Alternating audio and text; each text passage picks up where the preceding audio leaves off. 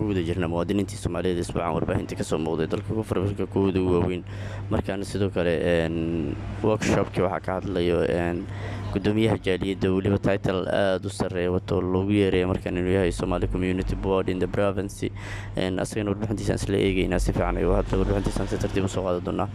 One that I'll be speaking to, he is one of, he's called by the name of Ismail Ali. He is the chairperson of the Somalia Community Services, where he's going to be explaining to me how he really feels about this workshop, and also in terms of the deadline that the president has set, is it actually going to assist in them? Ismail, thank you so much for taking time to speak to us. You are here today to listen to what the stakeholders have to say about the registration process of this partnership. How do you feel about this workshop? Yeah, so the workshops is really helping us because time to time we are learning more. Some of us were lost when the president addressed the nation on the 15th of this month. So we already complying. Some of us are already complying, and also.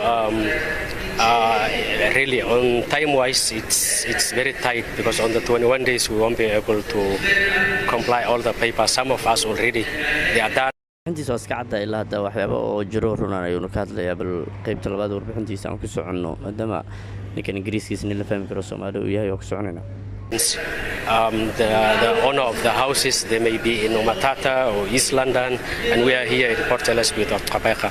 So time-wise, we won't be able to make some of us because the problem like for instance, if you want to apply as zonings, you need the title deeds, and some of the owners are not here. So we will ask the states if they can extend the times. We are here to comply. We are here to adhere and the rules and the regulations we wanted to obey, but times are against us also. Some of us are already done. Some of us were registered long ago, but for those that are struggling with the title deeds, we wanted the states and the other departments like the Nelson Mandela base, the stakeholders, we want them to meet us halfway and assist us.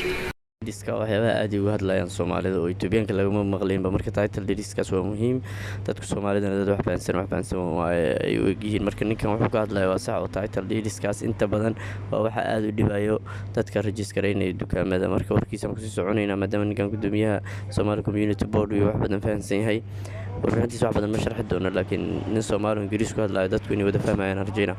The relationship between the spather shop owners and the owners of the houses, are they actually allowing to give you a copy of the title deed in terms of registering the process of registration for spather shops? Yeah, the owners are really assisting us. Some are already here. They are going to the municipality offices to find a lot of information and all that. They really come. I mean, like we've been with these people for long ago. So the relationship we have with the owners, it's really helping us, and it's good. As you can see, they are here. Most of them that we brought them here so that they can also get the workshops and get information so that they can assist us.